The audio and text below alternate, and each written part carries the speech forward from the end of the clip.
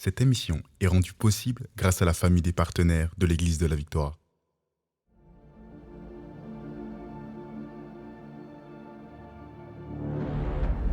L'Apocalypse.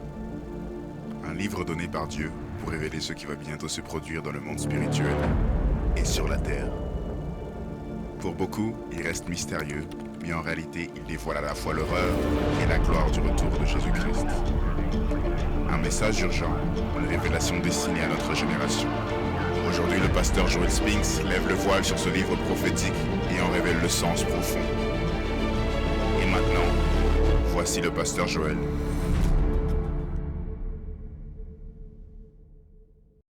Bonjour, ici le pasteur Joel Spinks et bienvenue à l'émission Parole de foi.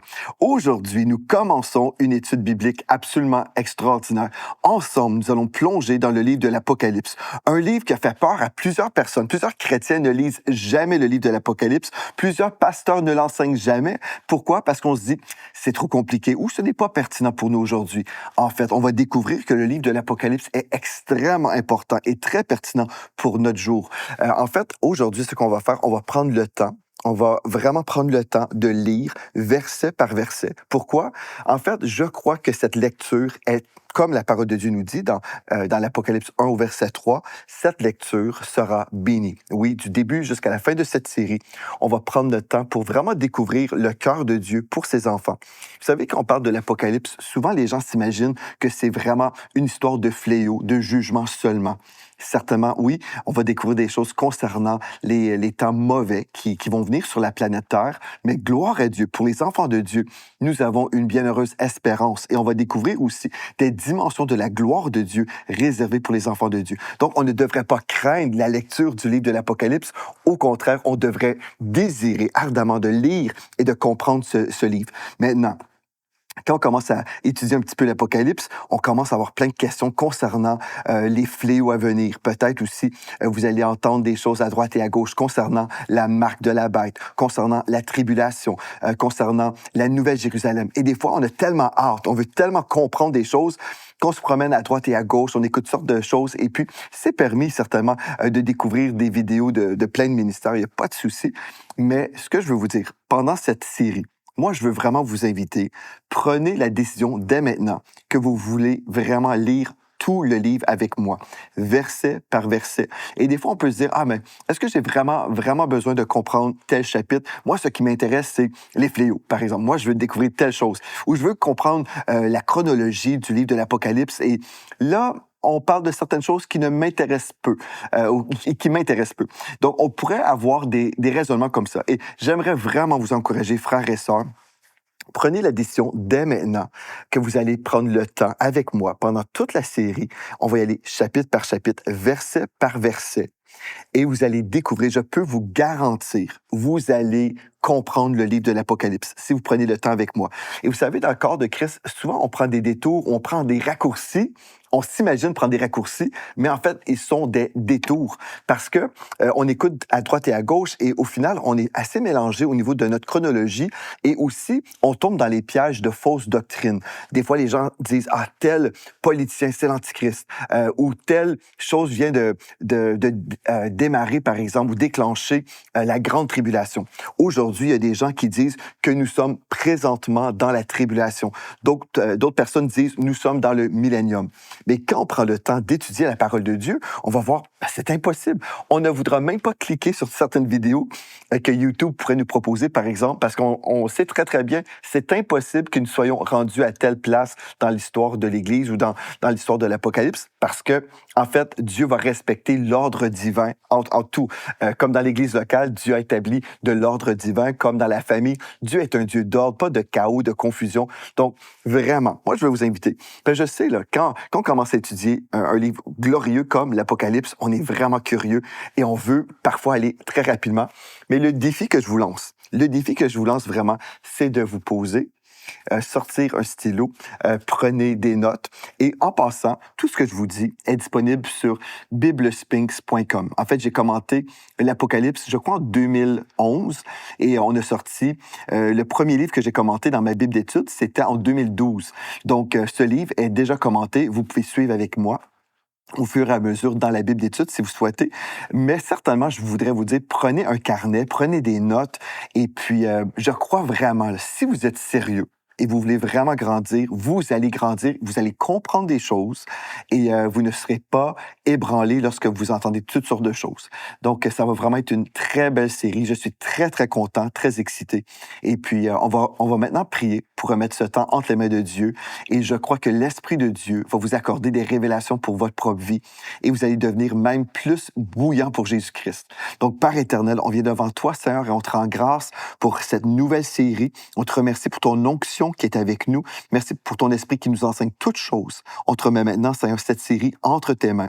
Croyant, Seigneur, que nous avons cet esprit de révélation, on a pris dans le précieux nom de Jésus. Amen et Amen. Gloire à Dieu. Allons premièrement dans l'Apocalypse 1 au verset 3.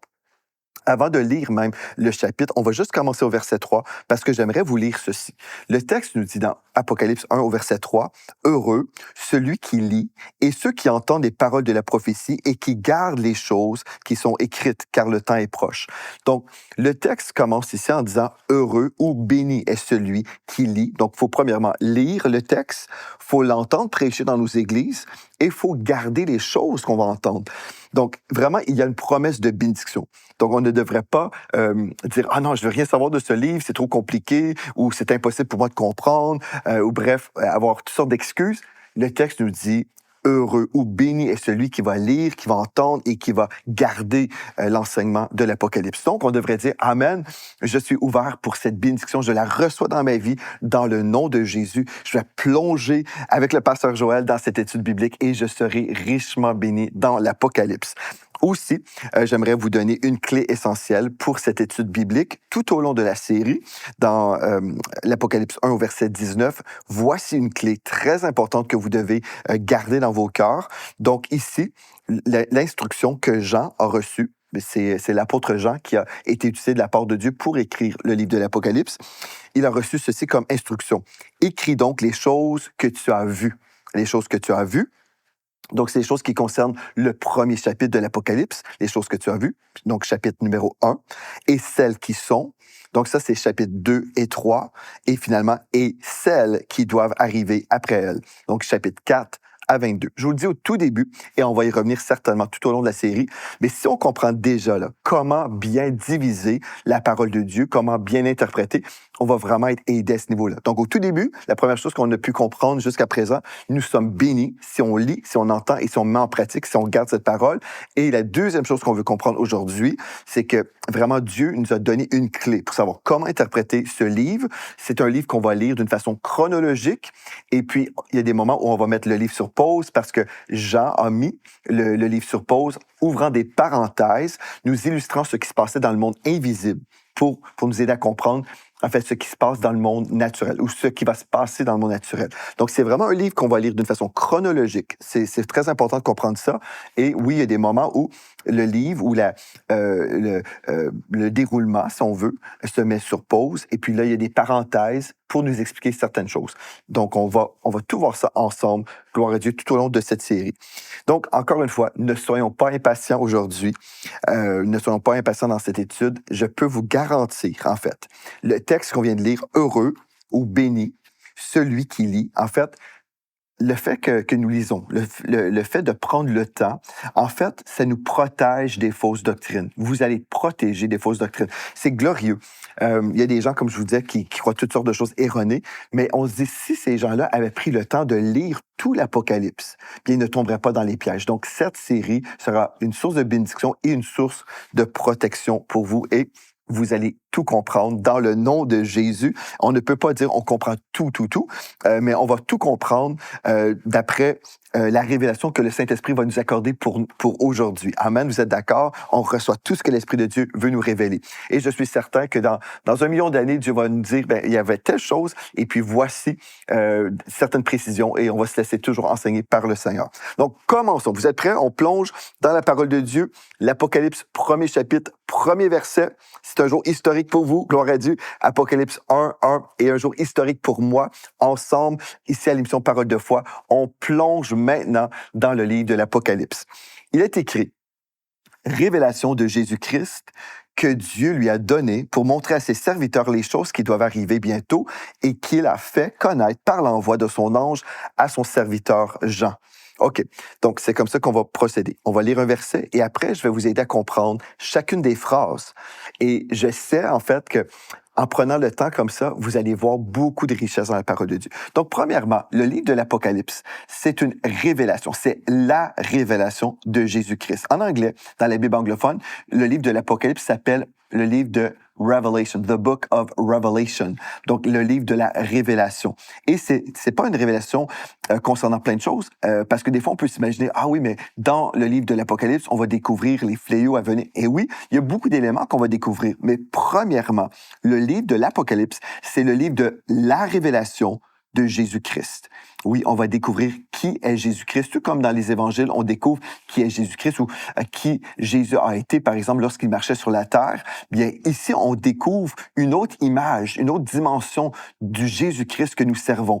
On ne trouve pas le petit Jésus dans une crèche, dans ce livre, non, mais on découvre ce Jésus ressuscité, ce Jésus qui est puissant, ce Jésus qui a été victorieux sur la mort. Gloire à Dieu. Donc, on commence le livre Révélation de Jésus-Christ que Dieu lui a donné pour montrer à ses serviteurs les choses qui doivent arriver bientôt et qu'il faut connaître, et qu'il a fait connaître par l'envoi de son ange à son serviteur Jean. OK, qu'est-ce que ça veut dire? Donc, révélation de Jésus-Christ, premièrement, c'est le livre de l'Apocalypse. Donc, le livre de l'Apocalypse est la révélation de Jésus-Christ à Jean, que Dieu lui a donné pour montrer à ses serviteurs les choses qui doivent arriver bientôt. Donc, qu'est-ce que ça veut dire? Les choses qui doivent arriver bientôt. Bien, en fait, c'est le mot imminent. Donc, ce qui signifie que cela pourrait se produire à tout moment. Ça, c'est une chose très importante. L'Apocalypse peut se produire à tout moment. Maintenant, l'ignorance, en ce qui concerne l'avenir, disparaît lorsque nous lisons et étudions la révélation de l'Apocalypse. Et en fait, le diable aime garder l'Église de Jésus-Christ dans l'ignorance.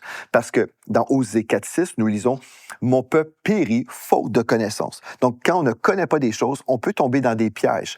Par exemple, il y a des gens qui disent aujourd'hui que nous sommes déjà dans le millénium, ou d'autres disent que nous sommes déjà dans la tribulation. Et on tombe dans toutes sortes de problèmes. Ou il y a cette doctrine qui circule dans le corps de Christ, cette doctrine qui circule depuis, je dirais, des années 80, Dominion Theology, ou la théologie de la domination. Et certainement, nous croyons que nous sommes appelés à dominer sur les œuvres du diable, mais on ne prétend pas que l'Église de Jésus-Christ va tellement dominer sur la terre qu'elle va faire un si grand ménage qu'il n'y aura plus de problème sur la terre et Jésus pourra ensuite revenir. Ce n'est pas l'enseignement de la parole de Dieu. Mais pourtant, il y a une foule de chrétiens qui disent aujourd'hui, l'Église est supposée de dominer. Et oui, on dit Amen, gloire à Dieu pour ça. On va dominer sur le péché et on va prendre du territoire. On ne se laissera pas voler par le royaume des ténèbres.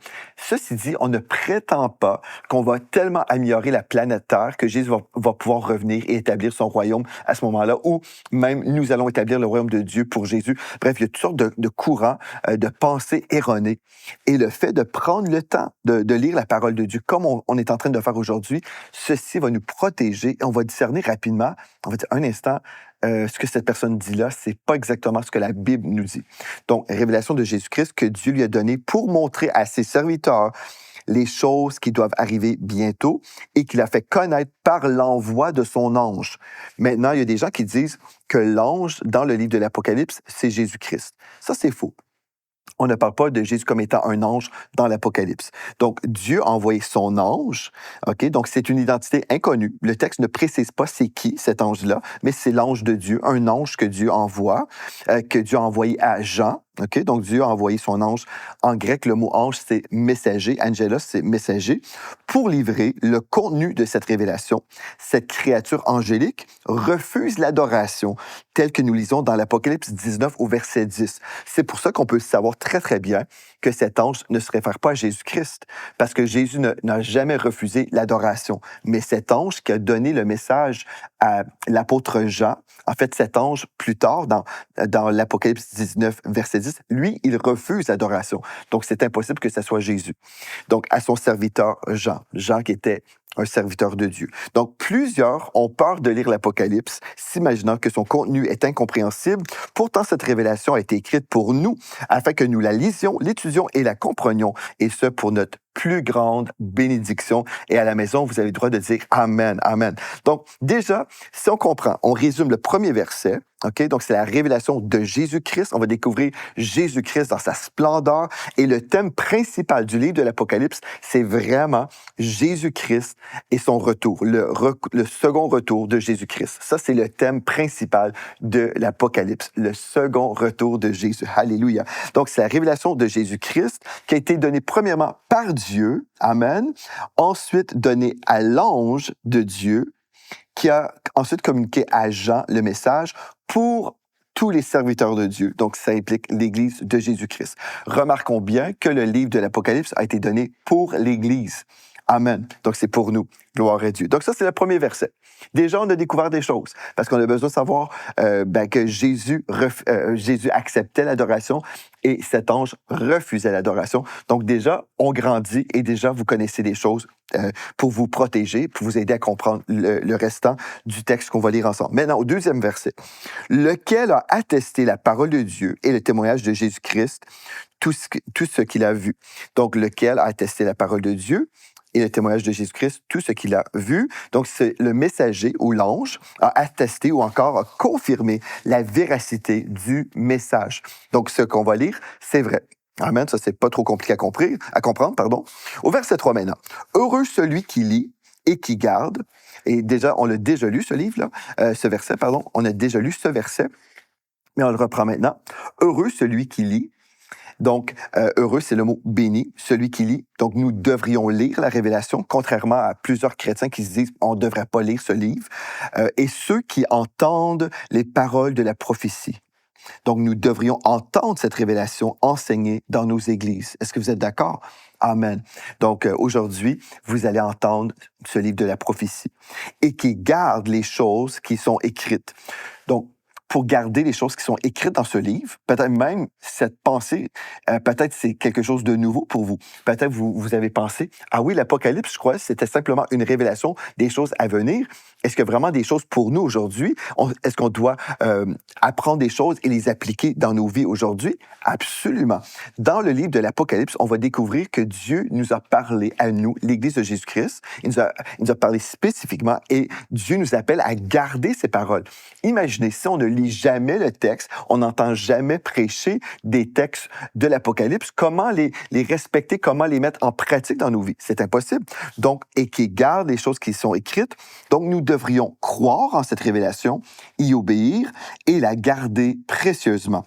Car le temps est proche. Maintenant, on va dire, le temps est proche. Pasteur Joël, ça fait 2000 ans qu'on entend dire que Jésus va revenir. Le temps est proche. Bien, le temps de l'Éternel diffère énormément du temps de l'homme. Dans 2 Pierre 3,8, nous lisons « Devant le Seigneur, un jour est comme 1000 ans et 1000 ans comme un jour. » Donc, on doit comprendre que oui, le temps de Dieu n'est pas comme notre temps. Nous, des fois, on a très, très hâte de vivre des choses. On est parfois impatients, mais gloire à Dieu. Aujourd'hui, nous déclarons, nous sommes patients, nous grandissons, nous avançons aujourd'hui dans la révélation de la parole de Dieu. Au verset 4 maintenant, Jean, aux 7 églises qui sont en Asie. OK? Donc, Jean s'adresse ici aux 7 églises qui sont en Asie, que la grâce et la paix vous soient données de la part de celui qui est, qui était et qui vient, et de la part des 7 esprits qui sont devant son trône. Vous dites un instant, Pasteur Joël, mais qu'est-ce que ça veut dire? Jean aux 7 églises. Bien, premièrement, Jean, c'est l'homme qui a été choisi par Dieu. Donc, on comprend que tous les apôtres étaient morts, OK? Et Jean était le seul qui avait survécu. Tous les autres apôtres avaient été martyrisés.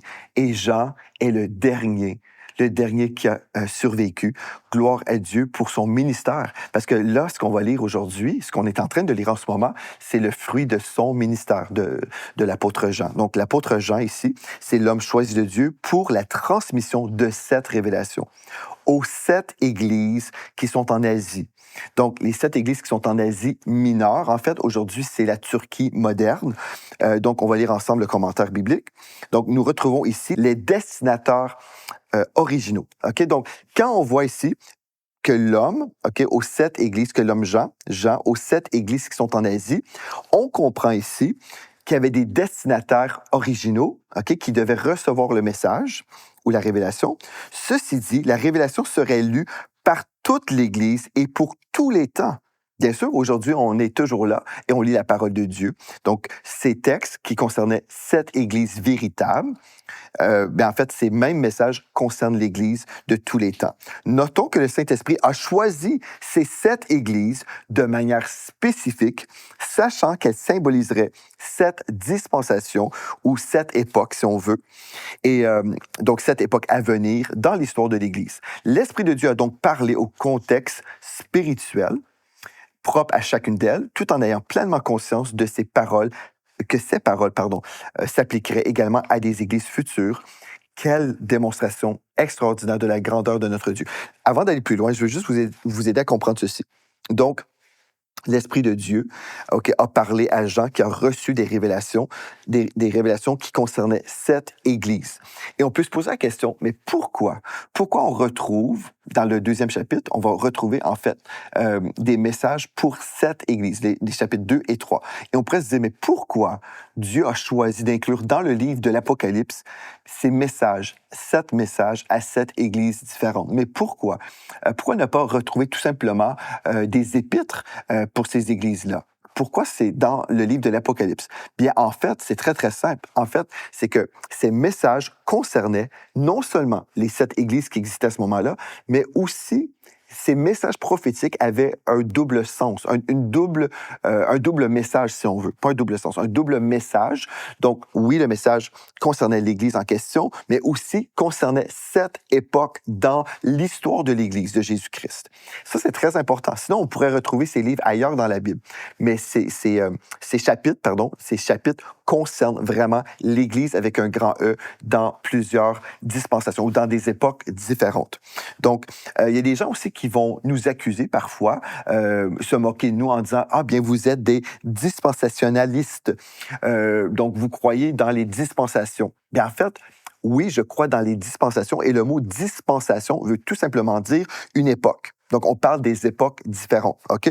Donc, gloire à Dieu pour ça. Et dans Éphésiens 3, verset 2, Éphésiens 3, verset 9, le texte biblique nous parle justement que Dieu travaille avec des dispensations. Donc, il y avait la dispensation de la loi, par exemple, avant Jésus-Christ, la dispensation de la grâce aujourd'hui. Si vous écoutez cette vidéo pendant cette dispensation de la grâce, si l'enlèvement de l'Église de Jésus-Christ n'a pas eu lieu, nous sommes aujourd'hui dans la dispensation de la grâce et il y avait aussi dans cette grande période de la dispensation de l'Église des messages précis pour l'Église de Jésus-Christ. Donc, ça, c'est pour vous aider à comprendre. Quelle démonstration maintenant extraordinaire de la grandeur de notre Dieu. C'est sûr, quand on pense que Dieu a inspiré des messages pour ces 7 églises, ensuite, on comprend qu'on peut retrouver que ces 7 églises ont représenté des époques très précises dans l'histoire de l'Église de Jésus-Christ. C'est phénoménal. Et on voit, là, en fait, c'est pas simplement, je pense que c'est un fait, en fait. Lorsqu'on voit les messages précis, on voit même dans l'ordre chronologique qu'il y a eu des églises, le démarrage de certaines églises qui ont eu exactement les mêmes caractéristiques. Donc ça, c'est très important de le savoir. Que la grâce, donc la faveur de Dieu, et la paix vous soient données de la part de celui qui est, celui qui était et qui vient, de la part des 7 esprits qui sont devant son trône. OK, pasteur Jean, mais qu'est-ce que ça veut dire, ça? Premièrement, de la part de celui. On parle de qui exactement dans ce texte? Donc, que la grâce et la paix vous soient données de la part de celui. Enfin, on parle de Jésus le Fils, de celui, Jésus le Fils, qui est, Jésus est le grand « je suis ». Okay, Jésus est le grand « je suis », l'Éternel. On peut voir dans Exode 3, 14, Jean 8, versets 58 et 59. Qui était? Celui qui est, donc Jésus le fidèle, le Fils fidèle, qui est éternel, qui était et qui vient de la part des 7 esprits. Donc, on sait qui était et qui vient. Jésus est l'Éternel. OK? Donc, ça, c'est clair. Il est l'Éternel. Et de la part des 7 esprits qui sont devant son trône. On va dire 7 esprits. Est-ce qu'il y a 7 Saint-Esprits?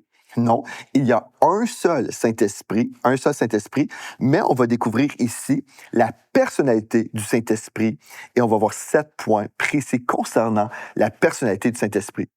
La parole de Dieu est tellement riche. On va prendre le temps. Amen. On prend le temps, on découvre tout ça. On pourrait juste lire et ne pas comprendre, mais on prend le temps. Aujourd'hui, nous lisons et nous comprenons. Amen. Donc, dans les Saintes Écritures, le chiffre 7 indique la perfection, soulignant la perfection du Saint-Esprit qui est parfait, complet et sans la moindre imperfection en lui. Notons que le Saint-Esprit n'est pas littéralement 7 esprits différents, mais cette désignation constitue la personnalité du Saint-Esprit qu'avait Jésus-Christ énuméré dans Ésaïe chapitre 11 au verset 2. Maintenant, venez avec moi, on va aller dans Ésaïe chapitre 11 au verset 2, toujours dans les notes que vous pourrez voir aussi à votre écran. Donc, les 7 caractéristiques décrivant la personnalité de Jésus-Christ et du Saint-Esprit ici. Donc, on parle de l'Esprit de l'Éternel qui reposera sur lui, l'Esprit de sagesse et l'Esprit d'intelligence, l'Esprit de conseil et l'Esprit de force, l'Esprit de connaissance et l'Esprit de crainte de l'Éternel. Donc voilà, on a ici sept caractéristiques, si on veut, désignant la personnalité du Saint-Esprit. Maintenant, au verset 5. Et de la part de Jésus-Christ, le témoin fidèle, le premier-né des morts et le prince des rois de la terre, à celui qui nous aime, qui nous a délivrés de nos péchés par son sang. Gloire à Dieu. Wow! Gloire à Dieu. Le temps file, et nous sommes rendus au 5e verset, tout simplement. Donc, ici, de la part de Jésus-Christ, on parle du Fils de Dieu, le Fils, le témoin fidèle. Le Fils de l'homme, Jésus, fut le témoin parfait du Père, ne commettant jamais de péché. Hébreux 4:15, il fut fidèle en révélant à l'homme qui est Dieu et à quoi il ressemble. Donc, le premier-né. Maintenant, quand on lit que Jésus est le premier-né, en fait, on doit comprendre ceci. Le roi David, par exemple, dans le psaume 89 au verset 28, le texte dit « Et Ruben, Genèse 49, verset 3, ont aussi porté ce titre. » Donc, quand on parle du premier-né, on parle d'un titre précis qui soulève la prééminence d'une personne et non l'ordre chronologique de sa naissance. Par exemple, le roi David fut le plus jeune de la maison de Jesse dans 1 Samuel 16, verset 11, mais il portait néanmoins ce titre. Donc, le texte nous parle qu'il est le premier-né des morts. Concernant des morts, Jésus fut le premier homme à être ressuscité d'entre les morts et recevoir un corps immortel et glorifié. Jésus porte le titre le premier-né des morts, exprimant sa suprématie totale sur tous les hommes mortels. Christ est aussi le premier-né spirituel d'une nouvelle race d'hommes recréés. Donc, vous pouvez approfondir aussi vos connaissances par rapport à cette nouvelle race d'hommes dans Actes 2 au verset 24. Et le prince des rois de la terre. Donc, Jésus, il est prince, il est à la fois prince, il est aussi le roi des rois, parce qu'il est l'autorité absolue pour tous les temps. Et le prince des rois de la terre. Donc, lors de son second retour, lors du second retour de Jésus sur la terre, il établira son règne sur tous les rois de la terre, un règne qui se poursuivra pendant tout le millénium, période durant laquelle il gouvernera avec un sceptre de fer. En tant que roi des rois et seigneur des seigneurs, Jésus, amen, est le prince de paix dans Ésaïe 9:5. Grâce à l'œuvre de la rédemption, nous pouvons être réconciliés avec Dieu. Gloire à Dieu. Et on était autrefois en guerre contre Dieu, mais grâce à l'œuvre de la rédemption en Jésus-Christ, aujourd'hui, nous savons que nous sommes pardonnés. Le texte dit à celui, Jésus-Christ, qui nous aime, qui nous a délivrés de nos péchés par son sang. Et il a fait de nous des sacrificateurs. Nous sommes devenus des prêtres ayant un accès direct auprès de Dieu. Donc tout ça, tout ce qu'on vient de voir aujourd'hui, 5 versets. Nous sommes dans Apocalypse 1, versets 1 à 5. En fait, on vient tout juste de commencer. Nous sommes en train d'entrer tranquillement dans cette révélation et je peux vous garantir, comme on va prendre le temps ensemble, nous allons être richement bénis.